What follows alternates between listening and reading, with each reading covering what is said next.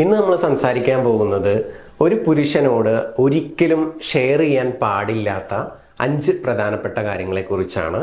ഒന്നാമത്തേത്, പാസ്റ്റിൽ നിങ്ങൾക്ക് ആരെങ്കിലുമായിട്ട് എന്തെങ്കിലും റിലേഷൻഷിപ്പ് ഉണ്ടായിട്ടുണ്ടെങ്കിൽ, സെക്ഷൽ കോണ്ടാക്റ്റ് ഒക്കെ ഉണ്ടായിട്ടുണ്ടെന്നുണ്ടെങ്കിൽ അതൊരിക്കലും പുതിയൊരു റിലേഷൻഷിപ്പിലോട്ട് കിടക്കുമ്പോൾ അവരെങ്ങനെയൊക്കെ ചോദിച്ചു കഴിഞ്ഞാലും അത് പറയാതിരിക്കുക. കാരണം അത് പറഞ്ഞു കഴിഞ്ഞാൽ നിങ്ങളുടെ റിലേഷൻഷിപ്പിൽ പിന്നീട് ഒരുപാട് പ്രശ്നങ്ങൾ ഉണ്ടാവാനുള്ള ചാൻസ് ഉണ്ട്. അപ്പോൾ അത് സീക്രട്ടായിട്ട് മനസ്സിൽ സൂക്ഷിക്കുക എന്നുള്ളതാണ്. രണ്ടാമത്തെ ഒരു പ്രധാനപ്പെട്ട കാര്യം എന്ന് പറയുന്നത്, നിങ്ങൾക്ക് തന്നെ വെറുപ്പുള്ള നിങ്ങളുടെ ലൈഫിൽ എന്തെങ്കിലും കാര്യങ്ങൾ ഉണ്ടായിരിക്കും മനസ്സിൽ കൊണ്ട് നടക്കുന്ന, അല്ലെങ്കിൽ നിങ്ങളുടെ സ്വഭാവങ്ങളായിരിക്കാം ചിലപ്പോൾ ഇഷ്ടമല്ലാത്ത എന്തെങ്കിലും.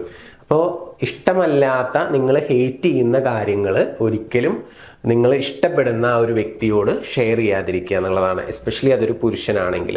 ഇനിയിപ്പോൾ ഇഷ്ടപ്പെടുന്ന വ്യക്തി മാത്രമല്ല, നിങ്ങളുടെ സുഹൃത്തുക്കളോടൊന്നും തന്നെ ഷെയർ ചെയ്യാതിരിക്കുക എന്നുള്ളതാണ്. നിങ്ങൾക്ക് തന്നെ ഇഷ്ടമില്ലാത്ത നിങ്ങളുടെ കാര്യങ്ങൾ. ഇനി അടുത്തൊരു ഇമ്പോർട്ടൻ്റ് ആയിട്ടുള്ള കാര്യമാണ്, നമുക്കൊരു റിലേഷൻഷിപ്പിൽ ഇരിക്കുന്ന സമയത്ത് പലതരത്തിലുള്ള ഇൻസെക്യൂരിറ്റീസ് ഉണ്ടാവും, അല്ലേ? ഇപ്പോൾ ആളെന്നെ വിട്ടു പോകുമോ എന്നുള്ളൊരു പേടി ചിലപ്പോൾ നമ്മുടെ ഉള്ളിൽ ഉണ്ടായിരിക്കാം.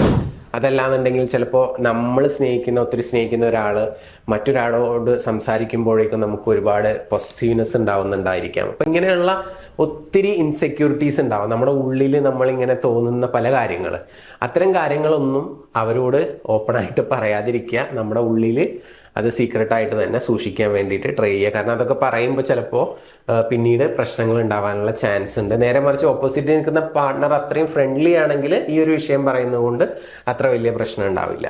നെക്സ്റ്റ് വൺ എന്ന് പറയുന്നത്, judgement thoughts about your partner എന്നുള്ളതാണ്. എന്ന് പറഞ്ഞു കഴിഞ്ഞാൽ നമ്മൾ ഒരാളുടെ പ്രവൃത്തി കണ്ടിട്ട് നമ്മൾ തന്നെ ജഡ്ജ് ചെയ്യും. ഇപ്പോൾ ഒരാൾ വെറുതെ ഇരുന്ന് ഇങ്ങനെ രാവിലെ മുതൽ ഭക്ഷണം കഴിച്ചുകൊണ്ടിരിക്കുകയാണെന്ന് വിചാരിച്ചോ, ചിലപ്പോൾ അയാൾ സ്ട്രെസ്ഫുൾ ആയതുകൊണ്ട് എന്തെങ്കിലും സ്വാദുള്ള എന്തെങ്കിലും ഭക്ഷണം കഴിക്കാമെന്ന് വിചാരിച്ചിട്ടായിരിക്കും. അപ്പോൾ ചിലപ്പോൾ നമ്മൾ പോയിട്ട് പറയും, ഇന്ന് രാവിലെ മുതൽ തുടങ്ങിയതല്ലേ ഈ തീറ്റ, ഒന്ന് നിർത്തിക്കൂടെ എന്ന് ചോദിക്കും. അതല്ലാന്നുണ്ടെങ്കിൽ ചിലപ്പോൾ മൊബൈലിൽ വല്ല റീൽസും കണ്ടുകൊണ്ടിരിക്കുന്നുണ്ടാവും. അപ്പോൾ നിങ്ങൾക്ക് അതൊന്ന് ഒരു ഭാഗത്ത് വെച്ചുകൂടെ എന്നുള്ളത്, പുരുഷനായിക്കോട്ടെ സ്ത്രീ ആയിക്കോട്ടെ, ചിലപ്പോൾ അങ്ങനെ പറഞ്ഞു എന്ന് വരാം. അപ്പോൾ എന്താണെന്ന് വെച്ച് കഴിഞ്ഞാൽ അവരെന്തെങ്കിലും ഒരു പ്രവൃത്തി കണ്ടിന്യൂസ് ആയിട്ട് ചെയ്യുന്നത് ചിലപ്പോൾ എന്തെങ്കിലും സ്ട്രെസ് ഒക്കെ ഉള്ളത് കൊണ്ടായിരിക്കാം.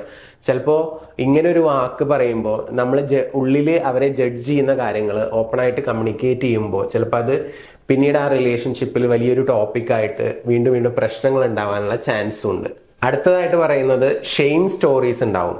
ഷെയിം സ്റ്റോറീസ് എന്ന് പറഞ്ഞു കഴിഞ്ഞാൽ നമ്മുടെ ലൈഫിൽ തന്നെ എന്തെങ്കിലും ഫെയിലിയേഴ്സ് സംഭവിച്ച ഇൻസിഡൻസ് നമ്മൾ അവരോട് ഷെയർ ചെയ്യുക, അല്ലെങ്കിൽ നമ്മൾ മറ്റൊരു വ്യക്തിയുമായിട്ട് കമ്പയർ ചെയ്തിട്ട് എന്നേക്കാൾ ക്വാളിറ്റി ഉള്ള ആളാണ് ഇന്ന ആൾ എന്ന് പറഞ്ഞ് വേറൊരാളെ കമ്പയർ ചെയ്തിട്ട് സംസാരിക്കുക.